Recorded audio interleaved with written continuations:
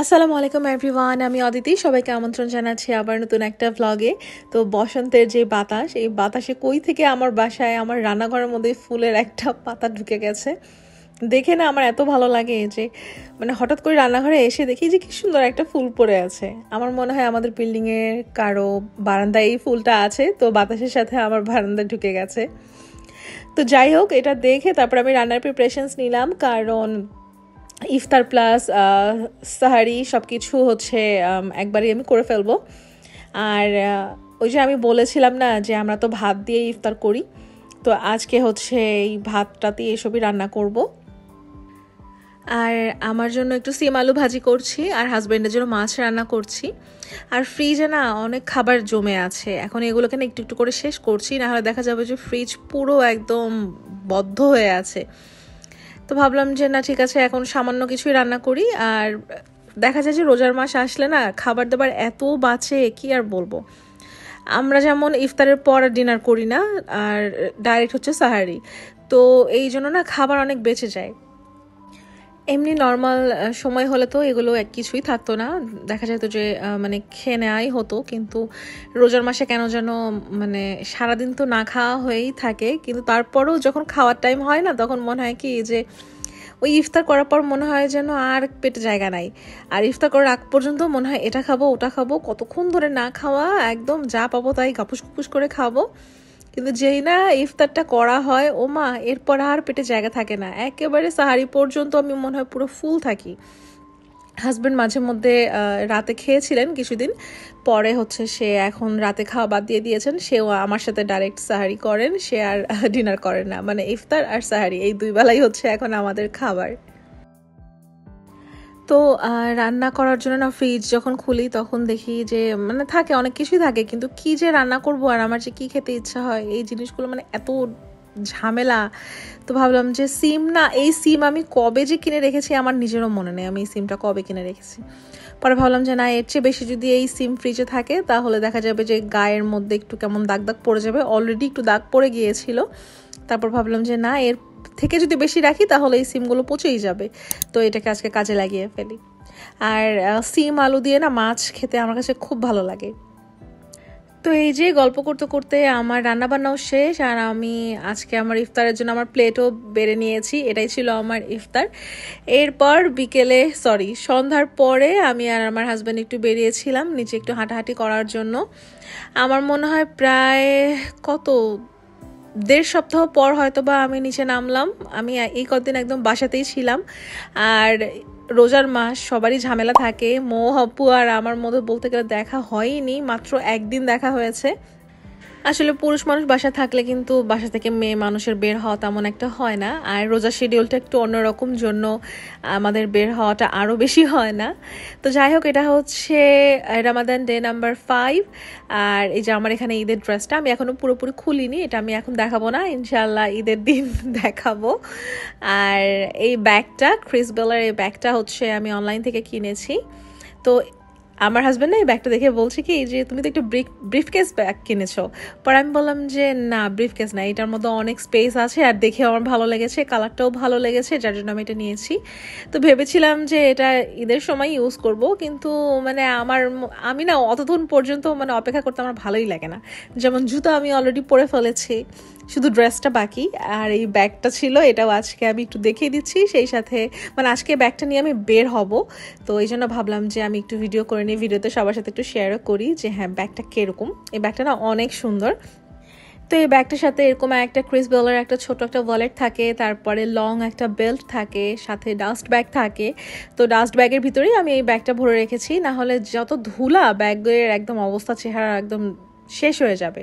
যার জন্য ডাস্ট ব্যাগের ভিতরে আমি ব্যাগগুলো একটু ভরে রাখছি। আমার বেডরুমের মধ্যে যতগুলো ব্যাগ আছে না, ওগুলো সমস্ত কিছু ক্লিন করে দেন এরকম ডাস্ট ব্যাগের ভেতর রাখতে হবে। আমি আসলে দেখতে সুন্দর লাগে জন্য সবগুলো ভাবে সাজিয়ে রেখেছি, কিন্তু যে ধুলো, যে এই জন্য ব্যাগগুলো নষ্টই হয়ে যাবে, তো দেখি ওগুলো একটা ব্যবস্থা করতে হবে।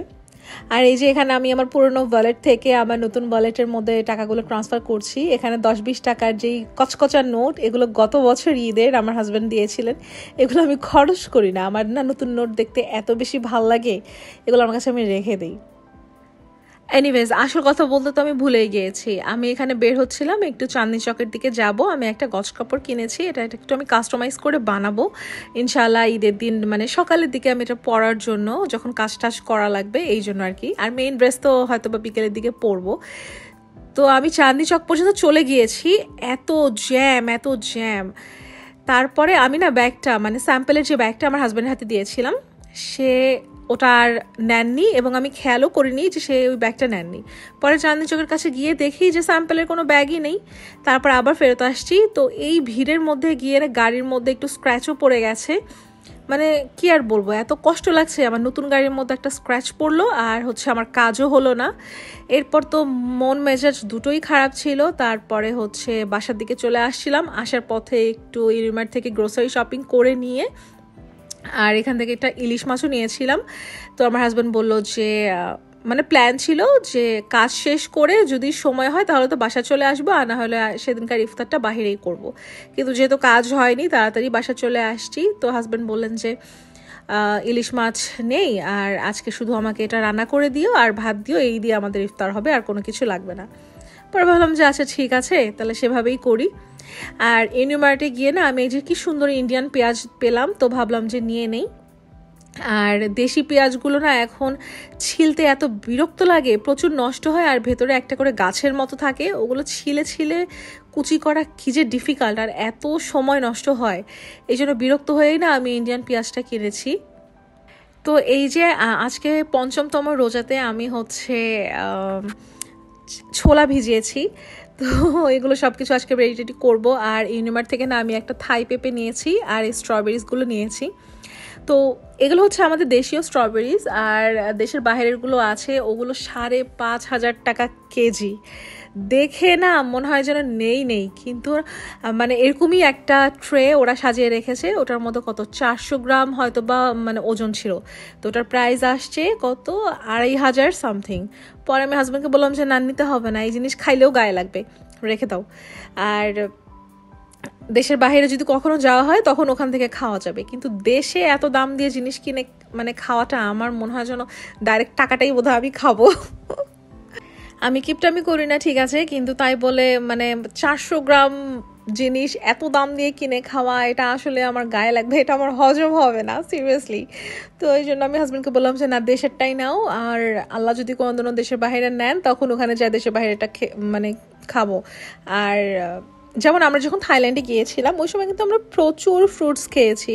তো যত ধরনের ফ্রুটস মানে ওখানে অ্যাভেলেবেল আছে সব কিছু আমাদের ট্রাই করা হয়েছে, ইভেন স্ট্রবেরিজও আমরা ট্রাই করেছি। তো ওই স্ট্রবেরিজ আর আমাদের দেশের স্ট্রবেরিজের মধ্যে আকাশ পাতাল তফাৎ, কিন্তু মানে প্রাইসটা অতিরিক্ত, এই জন্য আসলে আর নেওয়া হয়নি।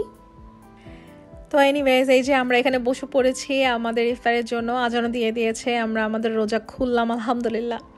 তো দেশের বাইরের কথা যেটা বলছিলাম, তো আমি যখনই আমার এই বাসাটা দেখি তখন আমি বলি যে এই বাসাটা বুকিং দেওয়ার আগ পর্যন্ত আমরা ইচ্ছা মতো ঘুরেছি, ইচ্ছা মতো। যেমন আমার বিয়ের পর আমরা হানিমুনে গিয়েছিলাম শ্রীলঙ্কাতে, এরপর হচ্ছে ইন্দোনেশিয়া, থাইল্যান্ড, তারপরে মালদ্বীপ, আর ইন্ডিয়া তো যাওয়াই হয়, ইন্ডিয়াতে তো আমি অনেকবার গিয়েছিলাম। তো এই হচ্ছে আমার মোটামুটি কয়েকটা দেশ আমি ঘুরতে পেরেছিলাম। এরপর তো কোভিড চলে আসে, আর কোভিডের সময়ই হচ্ছে আমাদের ফ্লাইট বুকিং দেওয়া হয়, আর এরপর থেকে আমাদের দেশের বাইরে ঘোরাঘুরিও বন্ধ হয়ে যায়। তো আমি না মাঝে মধ্যে হাজব্যান্ডকে বলি যে যখন আমরা অ্যাফোর্ড করতে পেরেছিলাম মালদ্বীপটা, ওই সময় আমি এত বেশি মোটা ছিলাম, আমি 90+ আমার ওজন ছিল। আর এখন আমি অ্যাফোর্ড করতে পারবো না সত্যি কথা বলতে, কারণ আমাদের মাথার উপরে এত বড় বড় দুটো লোন আছে। তো আমার ওজন এখন 77 কেজি। তো মালদ্বীপের মতো একটা জায়গায় আমি যখন গিয়েছিলাম, আমি কি মোটা একটা ভম্বল টাইপের ছিলাম, আর এখন কোথায় 90 আর কোথায় 77। তো এখন গেলে মোটামুটি একটু ভালো লাগতো, কিন্তু কি আর করা, মানে এটাই হচ্ছে। আমি আর আমার হাজব্যান্ড মিলে হাসি যে মালদ্বীপ এমন একটা জায়গা, তখন যদি আমি একটু চিকন থাকতাম আমাকে দেখতে কত ভালো লাগতো, ছবিগুলো কত সুন্দর আসতো।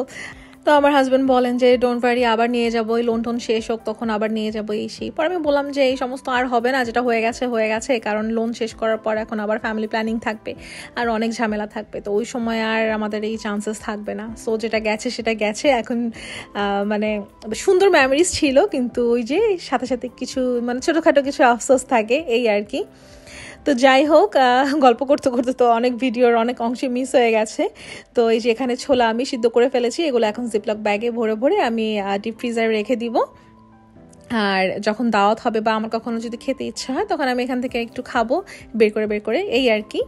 তো এনিওয়েজ, এই ছিল আমার আজকের ব্লগ যদি ভালো লাগে তাহলে like, comment, share and subscribe করতে ভুলবেন না। ইনশাল্লাহ দেখা হবে নেক্সট ব্লগে। টিল দেন টেক কেয়ার, আল্লাহ হাফেজ।